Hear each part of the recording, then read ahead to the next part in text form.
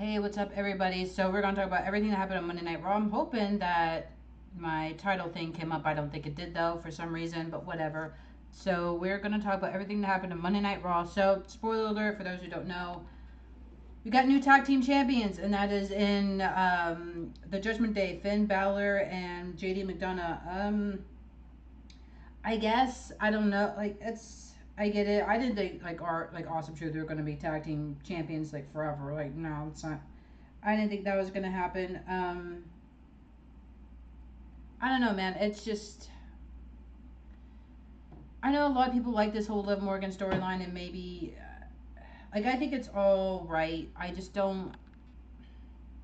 There's something very weird about this. Like whatever. So we're gonna talk about that. We're gonna talk about the White Six, even though the White Six didn't all appear as more like Nikki Cross and Uncle Howdy, along with Bo Dallas. So we're gonna talk about that.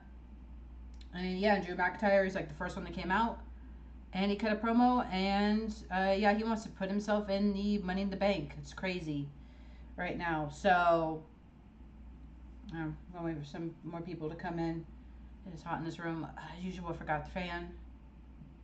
I'm going to see if I can get the fan here. See if my husband can get the fan while I keep talking. So, Liv Morgan, of course, causing her havoc within the Judgment Day. Or not havoc, I guess, depends how you look at it. I mean, she made sure that the Judgment Day became tag team champs again. So that's something, I suppose.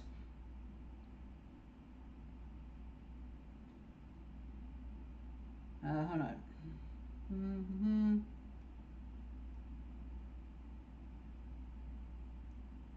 I'm going to sneeze here in a second.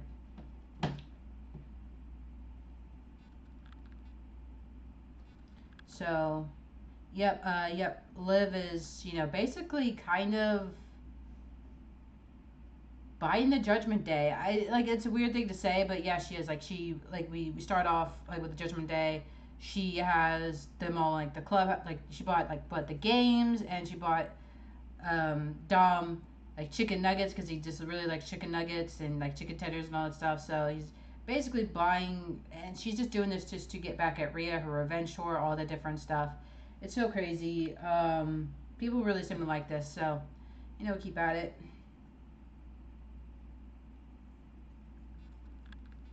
And let's see what else. Um, I think Liv got cooked on the mic with her and Zelina, but then Zelina Vega is such a. She's really good at talking trash. I think Damian loses the title maybe via cash in. Oh, you think so? Um, yeah, maybe. Well, it depends, right? I think it depends if Finn Balor gets Money in the Bank. Yeah.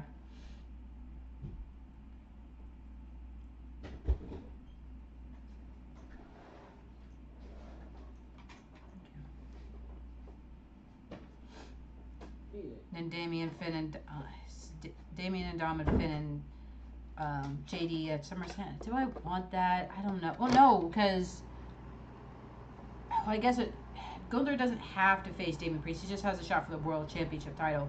But it's so clear, unless they really want Seth Rollins to face Gunther, I mean, Damian Priest is slowly turning into a babyface. So, but it still could happen. He's facing the World Champion, not necessarily Damian Priest. He's just the one holding the title right now. So.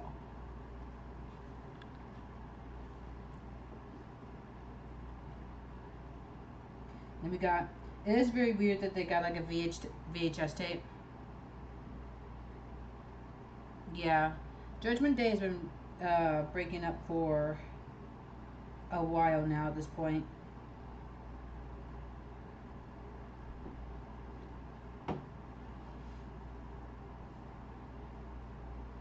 Oh, and also, yeah, Chad Gable is going to Money in the Bank too. So he's going. They don't seem that the Wyatt Six don't seem that dumb with Chad Gable. I don't know because they didn't really attack him this time. Nikki Cross just happened to get in the ring when he was in there, but he left and they let him leave. And she gave Michael Cole that VHS tape. So that was a bit crazy. And what happened to Pat? Like, what happened to him?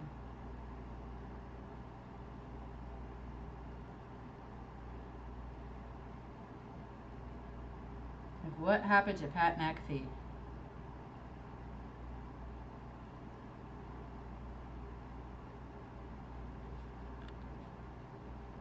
Betamax did. That's funny.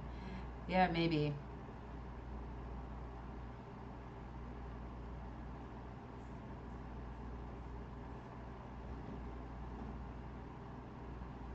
Oh boy. Yeah. So I'm not feeling so great. So I may be a little bit out of it. I may have to cut this short. Not right now. I'm still on right now, but you know. Um.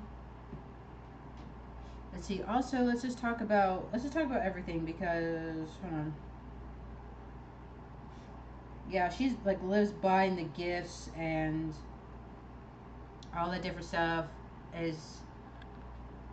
And Damian Priest really is not a good leader. Like he's not putting a stop to any of this. Not really. Like he's telling them to go. Just like he's basically having them handle it themselves. But anybody would see that they're not going to handle it themselves.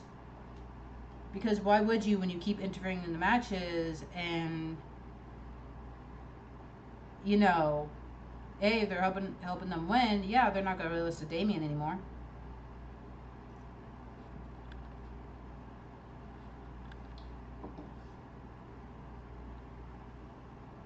Thought Pat's Fate was going to be shown at the end of the pro.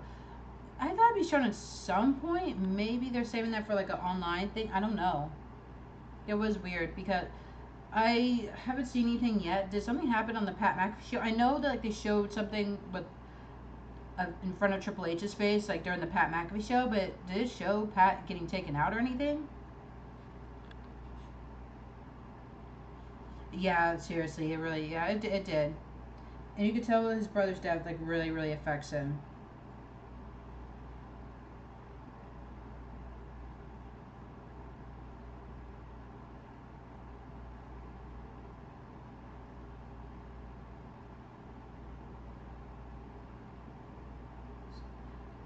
Yeah, I'm trying to see that like anything happened on the Pat McAfee show. Like, did he get attacked or what is it?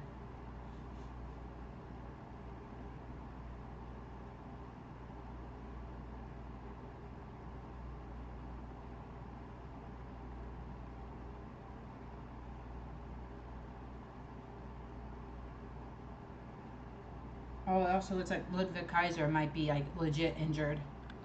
They were taking some serious bumps in that, so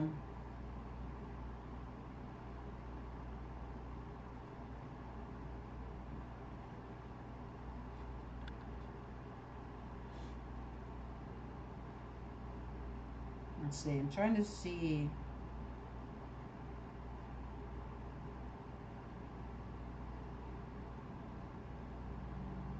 Hmm.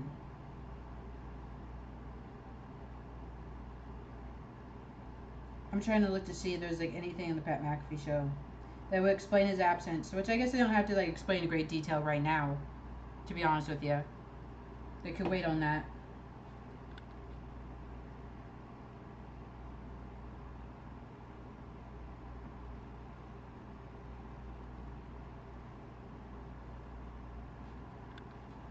We shall see. We shall see. Yeah, Drew McIntyre basically, you know, he cut his promo and it was so insane because he's like, yeah, I got this bracelet and you're laid up now.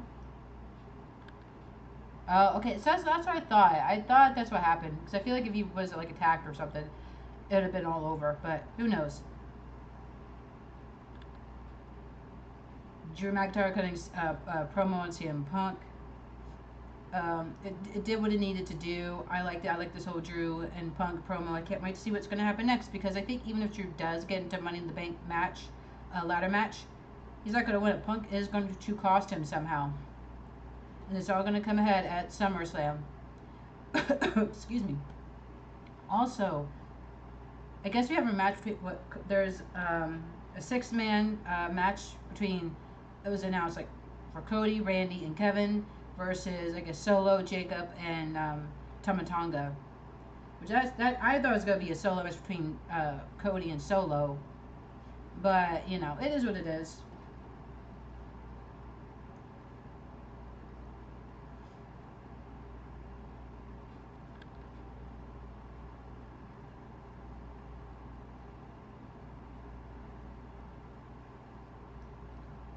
is what it is. And we know uh, we have what Rumble coming to Indianapolis along with SummerSlam and WrestleMania. We don't know when the two SummerSlam and WrestleMania will be.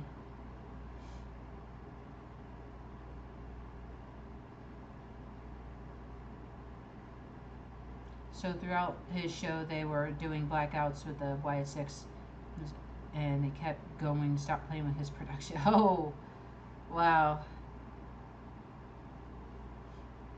Yeah, so in very subtle ways, it looks like the White Six is just seeping their claws into the shows now.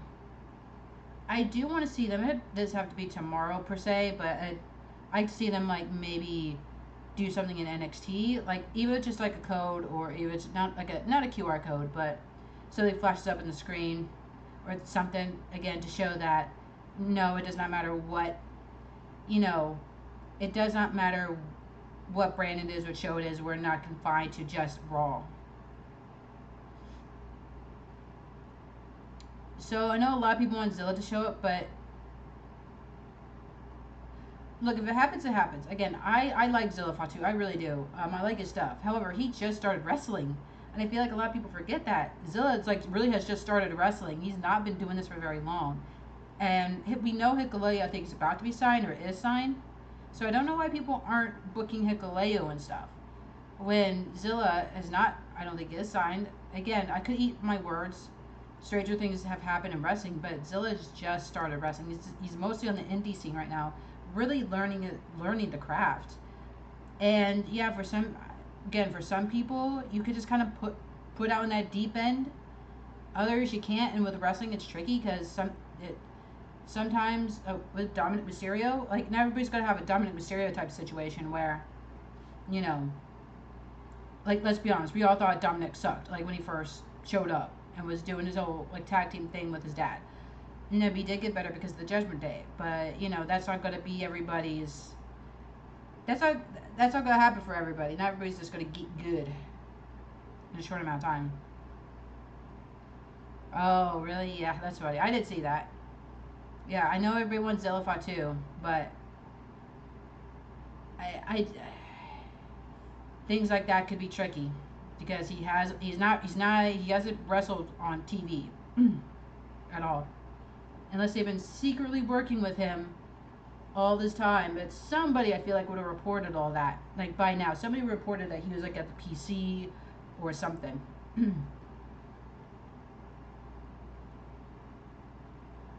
And you might get it. We might get more tapes.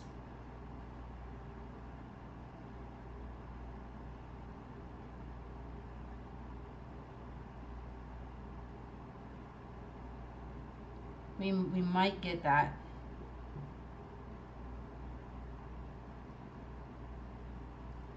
So I think it's like, was it Caesar Sokoa? So that might be something that Solo might uh, dawn on himself other than somebody else. Yeah. It would be weird to keep Jacob Fatu as a name, but not Zilla Fatu. Yeah, so again, stranger things have happened in wrestling, but I just don't really see Zilla Fatu coming in. I could be proven wrong. Absolutely could be proven wrong. I don't know if I'm WWE, I would risk it.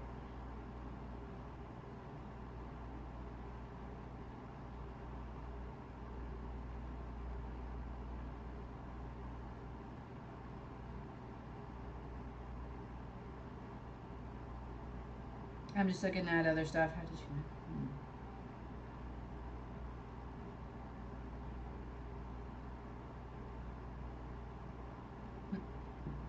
Yeah.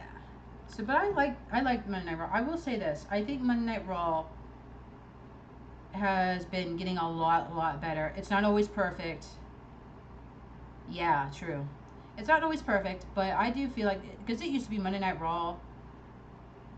Freaking the episodes, 3 hour show, it would just drag. It would just drag for me. I'll be honest with you. That's why I kind of stopped streaming them after a while because I'm like, I'm not reacting to a lot. I'm just like, I'm trying to be engaged in some of the things that were like, there were bits and pieces here and there that were like good or at least decent, and then I'd be like, okay, but this isn't. So most of the stuff isn't so great, but it is, for me at least, getting a whole lot better.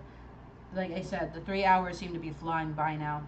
And there is a lot of great storylines that they have going on. And yeah, you got to get them interested. And finally, we're finally getting that WrestleMania XL documentary that's going to be on YouTube July 3rd. Finally, we're going to get that after waiting, 3 months? Because they originally had it set for May? And then it was like, oh no, we need to finish up stuff and all the different. And, The Rock wants to make sure that it's perfect. This episode really was great, I will say. And also, let's also, not for nothing, but let's say this, right? That, what was it, the triple threat between Shayna, Kyrie, and Lyra, it got noise. Like, the crowd was into it. Which, let's not beat around the bush here. It is so hard unless you're already a megastar for the crowd to care about the women's matches. Like, sometimes it's dead silence. Even when they know they're trying their hardest. But the crowd got up for this one. And I'm so glad for it. Yeah, it's going to be on YouTube. Yeah, kind of. Yeah, I feel like The Rock, I was like, oh, okay, it took them this long to kind of edit, to seem like it. I would be very surprised if they don't edit it in a way to make it like, oh, this was the plan all along. And I wasn't even one of the ones, like, really bitching about it, to be honest with you. Like, when they did the whole Rock and Roman thing, I wasn't really one of the ones complaining about it. I was like, okay. I mean, yeah, that kind of sucks for Cody. It really does. And I understood other people's frustration and anger. I really did. I totally get that. But I wasn't really one like, Maybe it was also the headspace I was in at the time, just personally. So I couldn't bring myself to really be outraged about it. But yeah, it was like, they have edited it in such a way like, this was the plan all along to get Cody even more over, you guys. Yeah, the ending really was great.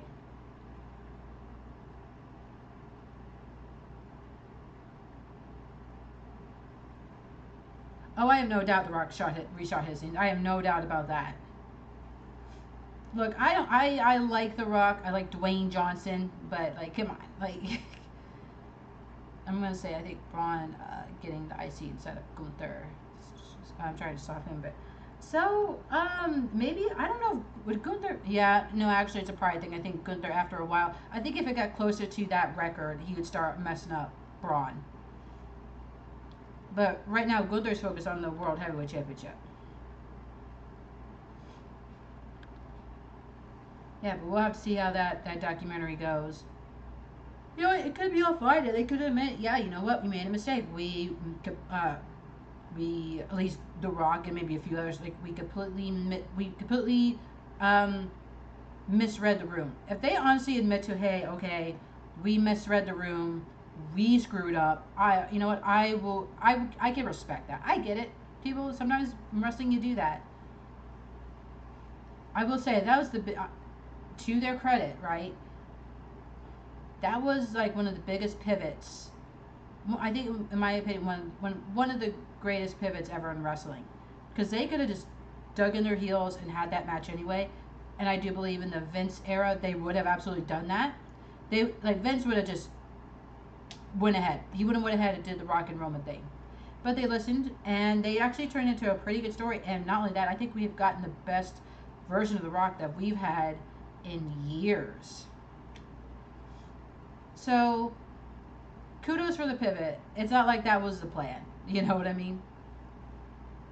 And I don't know if they're going to be like, oh, Cody just went into business for himself at the end of the Rumble, and he knew he was supposed to face Seth Rollins, but really he's, whatever. That could be it. I don't know. I'm interested to see his documentary. Also, Triple H did say on the Pat McAfee show that, I guess they're not going to be as censored. And I feel like people are taking that as, oh, we're getting the Attitude Era or the Ruthless Aggression Era 2.0. I don't think it's going to be that. Because, again, you still want to appease the advertisers, at least a little bit. They've already gotten a bit edgier. I guess it depends on your definition of edgy. But they've already gotten edgier, like, this past year. So, slowly but surely they happen. Karrion Kross, still not over. Still not over. After that match, the crowd was just dead. Like, they were dead. Um, yes, that is true. Whatever, yeah, the Bloodline story via Mania 41, yeah, it will be. Absolutely.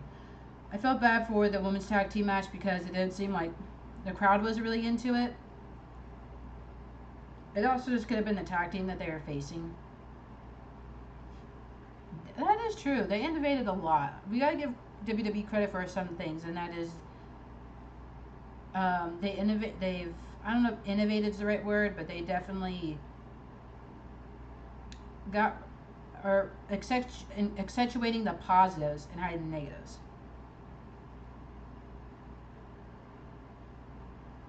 And I feel bad for Karrion Kross in a lot of ways. It's just he doesn't click with the crowd. He just does not. He doesn't connect, and they're trying to make him a thing. They're trying, and I hate saying this, like, being negative, because he seems like a nice guy. He really, like, out of the whole character, he seems like an alright guy. Crowd does not connect with him at all. At all.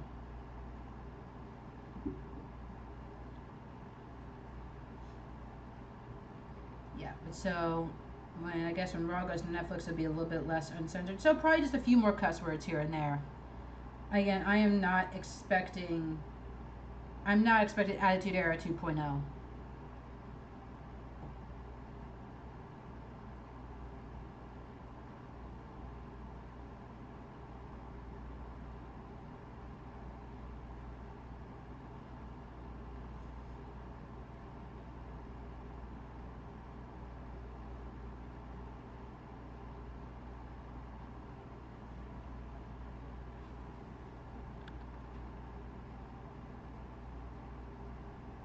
Let's see. Oh, somebody had the same idea as you. Basically, if they do like the taped interviews of each member of the Wyatt Six, it could really help the audience connect with the characters, which I think is true. Yeah, it did. And it was a jet. Like, we could always try to place the blame on Adam Cole. Did Adam Cole kind of bury him with that promo? Yes. Here's the thing. Adam Cole, from all wrestlers that have spoken about him, he seems like the sweetest, nicest guy. So I don't think he did it on purpose. Sometimes I think when you do promos and you're not maybe as scripted, it's just like the words just come out and you don't sometimes realize the damage you could gotta do to somebody when that happens. I think maybe he thought he was just, Adam Cole just probably thought, okay, Karrion Kross is over. This promo won't hurt him that much. Because he seems like a very sweet guy. So I don't think he liked it to bury him on purpose. That and when Cross first got on the main roster the first time, and he did have Scarlett with him, and then had him in that stupid gladiator outfit. That's what did it. And then when 50-50 with Jeff Hardy. So yeah, it did not help him at all. At all. But yeah, connecting, having like in each individual interviews and having him connect with, especially like people like Joe Gacy, who, if you didn't watch NXT, you don't really know much about Joe Gacy. Dexter Lumis, who didn't talk at all during his NXT or main roster run. So yeah, Eric Rowan's interview, they have it, would be very heartbreaking. Nikki Cross is going to be a bit not weird, because we know a lot about Nikki Cross, but still, they could add some emotional heft to all this. Yeah, lost to Jeff Hardy, had a gladiator look, and it's just like, and I know there were some NXT people that are probably getting ready to be called up, and they were like, no, we're gonna go somewhere else. I don't blame them all the time. I don't. Like, some people say, oh, they shouldn't have went to AEW or whatever. I'm like, I don't blame them, because at that point, like, there was no incentive to go to the main roster. Like, as quiet as it's kept, and he's never gonna, like, they'll never admit to this. But I feel like that's the reason why Ciampa, Johnny Gargano, Ikeya Ray were in NXT for someone when they didn't need NXT by that point. Like, granted, you could argue they didn't need NXT as long as they stayed there. You know what I mean? They were fine as wrestlers. They were great as wrestlers. But they were like, we're going to get buried on this main roster if we go up there. Oh, that'd be crazy. Oh, yeah. Oh, yeah, that almost superhero gimmick. I feel so bad for Nikki. I know it was her idea, but, I mean, she won Money in the Bank and the Raw Women's title out of it, though. Yeah, they wanted him to be Keith Lee's manager, and maybe he could have been fine with that. But they would have made him look like the biggest geek ever on that with that role. Like, I think it could have been fine, but it's just that they would have made him look like the biggest geek. And he made the decisions at the time, the right decision at the time, where what was presented to him. There was no real incentive for NXT people to go to the main roster. Like, I'm sorry, but more so than not, the NXT guys got buried.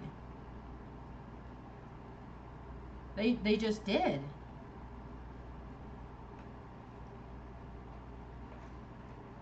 At least if you were like a smaller guy, like Johnny Gargano, Adam Cole, if you're not insanely tall and buffed out, yeah, you are not gonna have a good time on the main roster.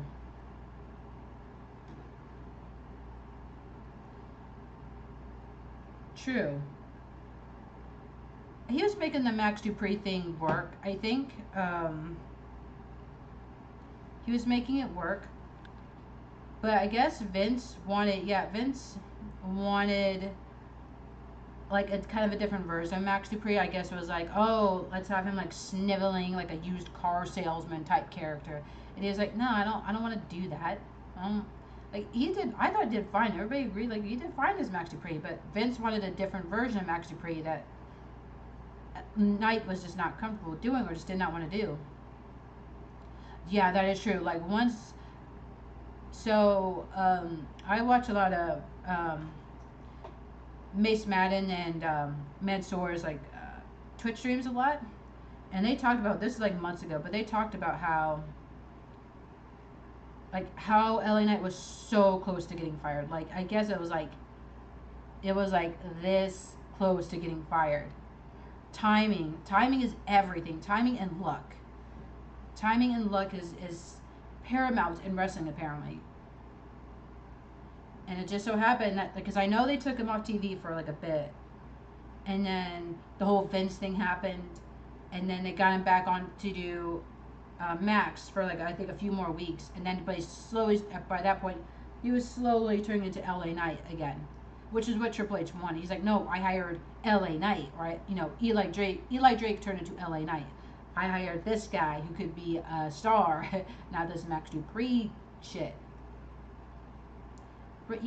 Rick Martin, yeah, I guess Rick Martel. I don't know if they want him to be Rick Martel. Rick Martel would have been a lot cooler than what they wanted for Max Dupree at the time. Excuse me.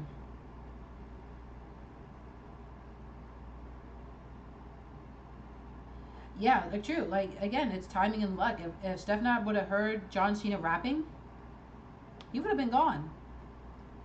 It's weird how things work out that way, though. It really is.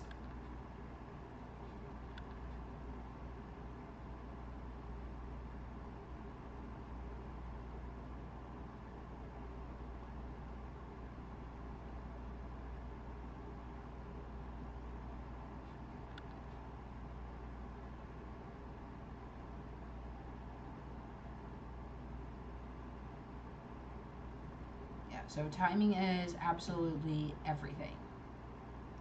Yeah, I enjoyed this Monday Night Raw. It was really cool. Yeah, it's been going by pretty fast. So we're gonna have more details about the whole Netflix thing, like what is going to be to come as the months go on, up until they debut. So get ready for that, and a whole bunch of storylines like Raw.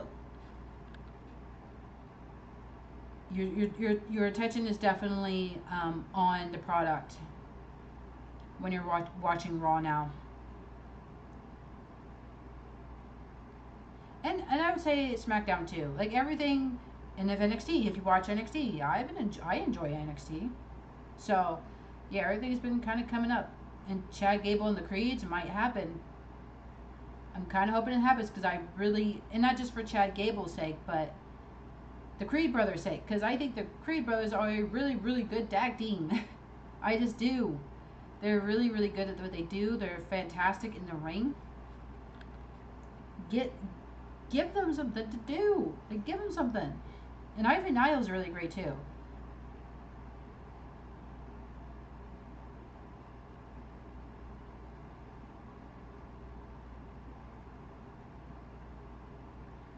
Oh man. Okay. So yep.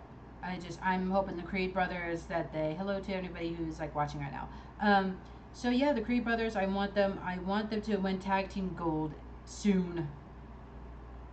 I think so. I hope so. Although I do think it's not gonna happen unless they decide to move to SmackDown.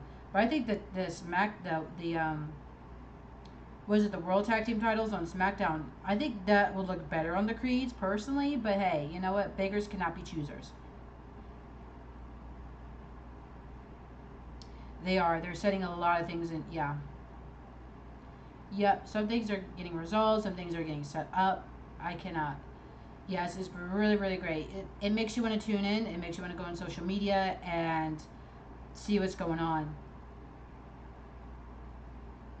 All right, guys. So I'm going to get off of here. I think that's pretty much it that I've covered for a Monday Night Raw. So if you got, unless you have anything for me, I'm going to get off of here because I am pretty tired and I'm not feeling my greatest. But I wanted to come on here. Like I said, I was going to do it and I did it. So, and I do like talking about Raw because there's a lot to talk about with Raw. So, thank you guys so much, and I'll be back on for. Oh, okay. Thank you. Um, but yeah, so I'm going to just get out of here. And it was nice talking about it though, because there's a lot to talk about on Raw these days. But okay, so um, I'll be back here again next Monday, 11 p.m. Talk about Raw, all that different stuff. And I will be live streaming on my Twitch at 11 a.m. on Saturday. So, and I'm going to try see if I could do Forbidden Door. We're going to see about that. So, yes, thank you guys for joining me. I absolutely appreciate it. I'll see you guys back here on YouTube next Monday, Twitch on Saturday. Thank you guys so much. And I'll probably be on a TikTok live at some point this week. But yeah, I'm going to get out of here. Thank you guys so much. And I hope you guys have a good day.